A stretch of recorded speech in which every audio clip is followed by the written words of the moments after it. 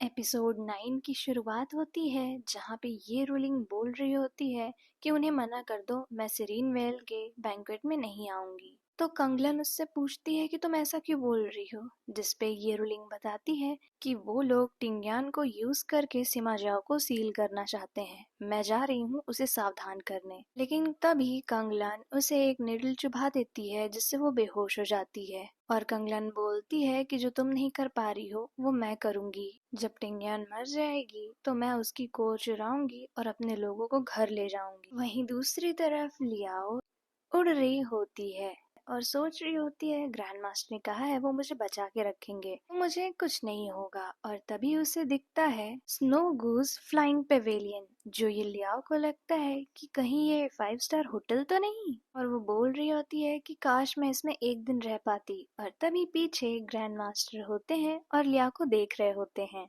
और लियाओ बोल रही होती है लेकिन अगर मैं ग्रैंड मास्टर के पास रही तो मैं ज्यादा खजाना बटोर पाऊंगी। और वहीं दूसरी तरफ सेरीन वैल में एक औरत सोच रही होती है कि जैसे ही युआन हमें सिग्नल देंगे हम सभी लोगों के साथ एक्ट करेंगे। और तब तक वहां पे लियाओ आ जाती है तो एक औरत बोलती है कि ग्रैंड मास्टर इसके साथ नहीं आए, क्या उन्हें हमारे प्लान का पता चल गया। एक और मास्टर बोलते हैं अगर उन्हें हमारे प्लान का पता चल गया होता तो क्या वो इसे यहाँ भेजते। और जैसे ही लियाओ थोड़ा पास आती है एक बैरियर बन जाता है और फिर उसे याद आता है ग्रैंड मास्टर ने उसे कहा था कि ये बैंक्वेट उसे मारने के लिए है और उसे एक ताबीज दी थी। उस ताबीज की ताकत से वो बैरियर टूट जाता है और जितने भी लोग उसके ऊपर अटैक करने आते हैं उस ताबीज की वजह से उसके हाथ अपने आप चलते हैं और पावर निकलती है जिससे लियाओ अपना बचाव कर पाती है। और मौका पाते ही लियाओ वहां से भाग जाती है और जब वो उड़ रही होती है तो उसका बैलेंस नहीं बन पाता। तो ये देख के ग्रैंड मास्टर हंस रहे होते हैं। फिर वो अपनी पावर से लियाओ को अपने पास बुलाते हैं और लियाओ बोलती है क्या आपने मुझे इतना पावरफुल बनाया। तो ग्रैंड मास्टर बोलते हैं चलो। तो लियाओ पूछती है कहाँ। तो ग्रैंड मास्टर हंस के बोलते हैं मरने। वहीं दूसरी तरफ फ्लाइंग पेवेलियन पे चूही होती है तो एक दासी उससे आके कहती है कि आप ऐसे ही यहाँ घूमने वाली हैं, आपको पता है ना ग्रैंड मास्टर अपने सभी पेवेलियन पे बहुत अच्छे से नजर रखते हैं। फिर चूही याद कर रही होती है कि कैसे उसकी माँ यू ने बोला था कि अगर चूही ग्रैंड मास्टर के पास होती तो सब आसान होता। जिस पे वो उस दासी से कहती है कि मुझे बस एक चांस चाहिए ग्रैंड मास्टर को अपनी तरफ खींचने का। तो उस पे वो दासी बोलती है कि अभी तक तो सिर्फ एक ही लड़की लियाओ उनका ध्यान खींच पाई है। जिस पे चूहुई अपनी पावर से उसकी गर्दन पकड़ लेती है और वो बोल रही होती है कि प्लीज मुझे नीचे उतार दीजिए। और तभी कुछ होता है कि फ्लाइंग पेवेलियन अपने आप नीचे आने लगता है और चूही बोल रही होती है कि मैं इसे कंट्रोल क्यों नहीं कर पा रही हूँ। और फिर अचानक पेवेलियन कंट्रोल में हो जाता है तो सब बोलते हैं कि कोई आ रहा है और वहाँ पे ग्रैंड मास्टर लियाओ को लेके आते हैं और लियाओ को नीचे ही ढकेल देते हैं जिस पे सब उनको बो करते हैं। और ग्रैंड मास्टर बोलते हैं कि ये बहुत ही अच्छी जगह है किसी को मारने के लिए। तो चूही बोलती है कि मैं मार देती हूँ, जिसपे ग्रैंड मास्टर उसे देखते हैं और पूछते हैं तुम मून पैलेस से हो ना। तो वो बोलती है हाँ। और फिर वो उसे और उसकी दासी को उस पेवेलियन से नीचे फेंक देते हैं जिस पे वहां रहने वाले सभी लोग वहां से भाग जाते हैं। और फिर वो लियाओ को उठाते हैं तो लियाओ उनसे बोलती है कि आपने होस्ट को यहाँ से भगा दिया, ये रूड नहीं है। तो वो बोलते हैं कि इन सब ने मुझसे बहुत कुछ छीना है और वहां पे एक बैरियर बना के जाने लगते हैं। तो लियाओ पूछती है आप जा रहे हैं, जिसपे वो मुड़ के सिर्फ हंसते हैं और वहां से चले जाते हैं। तो लियाओ सोचती है तो वही पेवेलियन है ना जिसमें मैं रहना चाहती थी, क्या इन्होंने मेरे ऊपर बग लगा रखा है जिससे इन्हें पता चल गया। और वहीं ग्रैंड मास्टर सिरीन वेल के बैंक्वेट में जाते हैं और बोलते हैं कि जब तुम लोग को पता था कि वो स्पाई है तो तुमने ये सब किसके लिए किया। तो मास्टर ये बोलती हैं कि हम जानना चाहते हैं कि आप उसके साथ क्या करेंगे ग्रैंड मास्टर। तो ग्रैंड मास्टर बता रहे होते हैं कि मैं उसकी चमड़ी उधेड़ दूंगा, हड्डियां तोड़ दूंगा। और वहीं दूसरी तरफ लियाओ एंजॉय कर रही होती है और इधर ग्रैंड मास्टर बोलते हैं कि फिर मैं उसे रोस्ट करूंगा और उधर लियाओ फूड रोस्ट करके खा रही होती है। फिर ग्रैंड मास्टर बोलते हैं कि मैं उसे फिर ठंडा कर दूंगा और इधर लियाओ ठंडे पानी से नहा रही होती है। फिर एक लड़की ग्रैंड मास्टर से पूछती है तो उसकी बॉडी का क्या। तो ग्रैंड मास्टर बोलते हैं कि क्या बॉडी, कोई भी बॉडी नहीं बचेगी। और फिर सब बोल रहे होते हैं लेकिन तभी ग्रैंड मास्टर उन लोग को अपने स्पिरिट फायर से मार के बोलते हैं यहाँ से चले जाओ। और फिर वो लोग चले जाते हैं। लेकिन लियाओ के मास्टर वहाँ रुकते हैं और बोलते हैं कि उसने कोई भी क्राइम किया हो पर कम से कम मुझे उसे बरी तो करने दीजिए। जिस पे ग्रैंड मास्टर बोलते हैं कि मैंने अभी तो कहा ना कि कोई बॉडी नहीं होगी, और वहाँ से चले जाते हैं। वहीं दूसरी तरफ सारे मास्टर्स ये डिस्कस कर रहे होते हैं मास्टर शी से कि लियाओ को ग्रैंड मास्टर ने खुद ही मार दिया। और उसके बाद मास्टर शी बोलते हैं कि हम उसकी लैंप देख लेते हैं, हमें पता चल जाएगा। और तभी एक दास आता है और बताता है कि लियाओ की लैंप बुझ गई है। और तभी वहां पर चूहुई आती है और बोलती है कि मैंने भी देखा कि ग्रैंड मास्टर ने उसे पेवेलियन पे ले आया और बहुत ही बुरी तरह ट्रीट कर रहे थे, और उन्होंने बोला भी कि ये बहुत अच्छी जगह है मारने के लिए। जिस पे सब मान जाते हैं, लेकिन मास्टर शी बोलते हैं कि आप सबने देखा था ना कि वो उसे कैसे प्रोटेक्ट करते हैं, तो मैं ये सजेस्ट करता हूँ कि हमें वहां जाना चाहिए और लियाओ के ऑरा का सर्च करना चाहिए। अगर वो मिली तो हम उसे कैप्चर कर लेंगे, नहीं तो वो मर ही गई है। और फिर ये काम करने के लिए मास्टर युआन बोलते हैं, और मास्टर युआन सोच रहे होते हैं कि मुझे ग्रैंड मास्टर को बताना होगा। लेकिन तभी मास्टर शी बोलते हैं कि मैं आपके साथ अपने कुछ शिष्य भी भेजूंगा। वहीं दूसरी तरफ ग्रैंड मास्टर लियाओ को गोद में उठाकर ले आ रहे होते हैं, और फिर लियाओ को बेड पे लिटाते हैं और उनके बगल बैठ जाते हैं और उनसे हुई सारी बातों को रिवाइंड कर रहे होते हैं। और तब तक लियाओ कुछ पकड़ रही होती है, तो ग्रैंड मास्टर उसके ऊपर अपना हाथ रख देते हैं। और तभी वो बाहर ऐसा सुनते हैं कि जल्दी चलो अंदर, अंदर लियाओ का ऑरा मिल रहा है। और जब वो लोग अंदर आते हैं तो देखते हैं ग्रैंड मास्टर स्पिरिट फायर अपने हाथ में लिए होते हैं, और वहीं नीचे लियाओ का कपड़ा और राख होती है। ग्रैंड मास्टर बोलते हैं तुम लोग मेरे यहाँ ट्रेसपास करोगे, इतनी हिम्मत हो गई। लेकिन मास्टर शी और युआन बोलते हैं नहीं, हमें बस उस लड़के लियाओ का ऑरा मिला था, इसलिए हम आपको सावधान करने आए थे। इस पे ग्रैंड मास्टर बोलते हैं कि ठीक है, तो तुम ही लोग इसे साफ करो। और मास्टर शी उस कपड़े को उठाते हैं और सोच रहे होते हैं कि सिर्फ इसी में उस लड़की का ऑरा है, इसका मतलब वो सच में मर गई है। और उसके बाद ग्रैंड मास्टर बोलते हैं अगर तुम लोग फिर यहाँ आए तो तुम सेक मास्टर बिल्कुल भी नहीं रह पाओगे। जिस पे वो लोग वहाँ से चले जाते हैं। वहीं दूसरी तरफ कंगलन ये रूलिंग से वो निडल निकाल देती है, तो रूलिंग बोलती है सब तुमने किया ना। तो कंगलन रोते हुए बोलती है कि सब खत्म हो गया, लियाओ को ग्रैंड मास्टर ने खुद मार दिया और उसका कोई नामो निशान भी नहीं है, यहाँ तक कि उसका लैम्प भी बुझ गया। तो ये रूलिंग सोचती है कि जिसको वो इतना ज्यादा बचा रहे थे उसे अचानक से मार कैसे दिए। और तभी एक दासी आती है और बोलती है कि वो ब्लैक सर्पेंट्स आपसे मिलना चाहते हैं।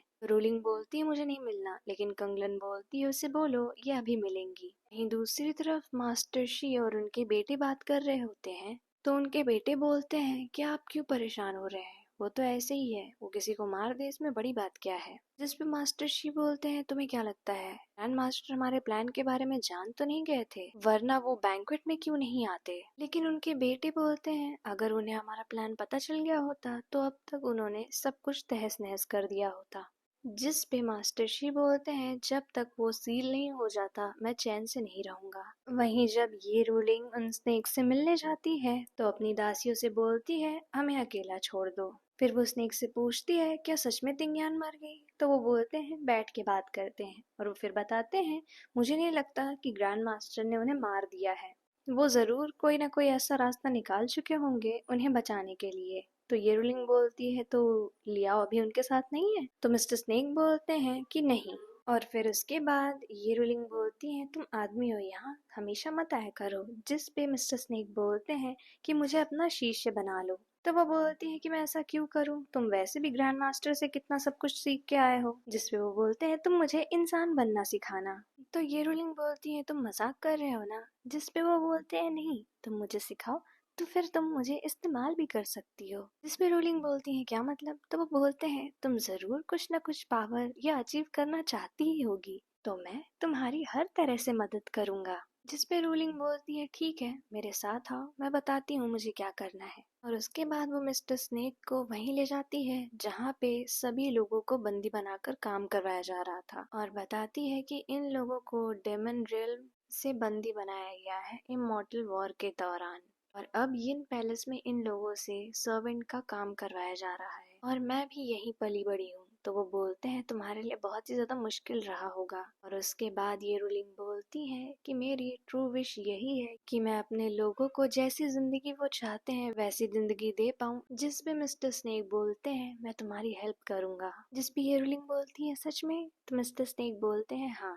तो ये रूलिंग बोलती है तुमने कहा तुम अभी ह्यूमन बने हो, लेकिन तुम में बहुत सारे इंसानों से ज्यादा इंसानियत है। और फिर वो बोलती है कि मैं तुम्हारी मास्टर बनने के लिए तैयार हूँ। और फिर वो उन्हें एक नाम देती है, हे निंजू। और पूछती है तुम्हें कैसा लगा, तो वो बोलते हैं मुझे पसंद आया। और उसके बाद ये रूलिंग चुपके से उनके अंदर एक पर्पल कलर की फ्लाई डाल देती है। वहीं दूसरी तरफ जब लिया उठती है तो देखती है कि ग्रैंड मास्टर इतने बड़े क्यों लग रहे हैं। और उसके बाद जब वो खुद को मिरर में देखती है तो वो एक ऑटर में बदल चुकी होती है। ग्रैंड मास्टर से बोलती है आपने मेरे साथ ऐसा क्यों किया। तो ग्रैंड मास्टर हंस के बोलते हैं कि मैंने नहीं किया, ये तो मैंने जो तुम्हें फॉर्म चेंजिंग पिल खिलाई थी उसकी वजह से तुम खुद बनी हो। तो लियाओ को याद आता है जब वो फोन देख रही होती हैं तो उन्हें ऑटर बहुत ही ज्यादा प्यारा लगता है। और उसके बाद ग्रैंड मास्टर लियाओ को अपनी गोद में उठा लेते हैं और उन्हें सहलाने लगते हैं। जिस पे लियाओ सोच रही होती है कि अभी तो मैं इन्हें हटा भी नहीं सकती।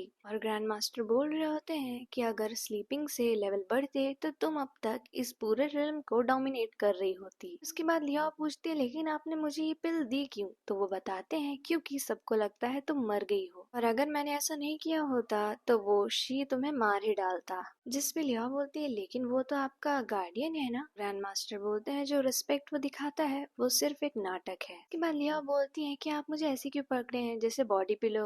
तो वो बोलते हैं बॉडी पिलो यानी जिसके साथ सो सकते हैं, ये नाम अच्छा है। और तब तक वहाँ पे नियंजू आ जाते हैं और वो देखते हैं कि एक स्पिरिट एनिमल, वो भी ग्रैंड मास्टर के इतने पास। फिर वो ग्रैंड मास्टर को अपना नया नाम बताते हैं, नियंजू। तो जिस पे लिया बोल रही होती है लेकिन नियंजू को सिर्फ वो स्क्वीकिंग करते हुए दिखते हैं। फिर उसके बाद नियंजू बोलते हैं कि क्या आपने सच में लिया को मार दिया। तो वो बोलते हैं अगर तुमने मेरे लिए वो लड़की नहीं ढूंढी तो मैं तुम्हें भी मार दूंगा। तो वो बोलते हैं नहीं, वो लड़की है एनशियो। मैंने उसके बारे में ये रोलिंग से पूछा तो उसने कहा उसने कई दिनों से उसे नहीं देखा। और फिर नियंजू उनके सामने एनशियो का कुछ सामान भी ले आते हैं। तो उसके बाद ग्रैंड मास्टर बोलते हैं कि उसे तुरंत नहीं मारना, इतने दिन तक छोड़े रखना ये शी का तो स्टाइल नहीं है। तो निंजू बोलते हैं हो सकता है वो उसे पसंद करने लगे हों। फिर ग्रैंड मास्टर अपनी पावर से देखते हैं तो बोलते हैं तुमने सही गेस किया, लेकिन ये जेनशिव ने टच किया है। और फिर वो एक स्पिरिचुअल पावर नियंजू को देते हैं और बोलते हैं इसे एनशिव के लाइफ लैंप में डाल दो और बोल दो कि हम उसे ढूंढ रहे हैं। वहीं दूसरी तरफ मास्टर शी को एक खत आता है कि इस नई स्पिरिट फायर शेप ले रही है। वो अपने बेटे को बोलते हैं तो वो भी उन्हें कॉन्ग्रेचुलेट करता है। फिर दूसरी तरफ वो एनशु से मिलने आता है और वो जैसे ही जाता है वहाँ पीछे मास्टर शी भी होते हैं और वो बोल रहे होते हैं कि उसने सोल क्लेंजिंग परफॉर्म नहीं की ना। जिसपे अंशु बोलती है नहीं, और फिर मास्टर शी उसे मार देते हैं। और फिर वो लैंप लेकर नियंजू ग्रैंड मास्टर के सामने आते हैं तो ग्रैंड मास्टर बोलते हैं कि मैं मुर्दा से भी बात करवा सकता हूँ। और फिर वो उसकी सोल को समन करते हैं और उसके बाद पूछते हैं तो वो बताती है कि मुझे नहीं पता कि मास्टर शी क्या प्लान कर रहे हैं। तो वो पूछते हैं कि जेनशु कहाँ गया है। तो वो बताती है चियान सिटी। तो वो पूछते हैं क्यों। तो वो बोलती है किसी ऐसे इंसान को ढूंढने के लिए जिसका बर्थ मार्क फ्लेम शेप का हो बैक पे। तो वो बोलते हैं क्यों। जिस पे एनशी बोलती है मुझे नहीं पता और वहां से गायब हो जाती है।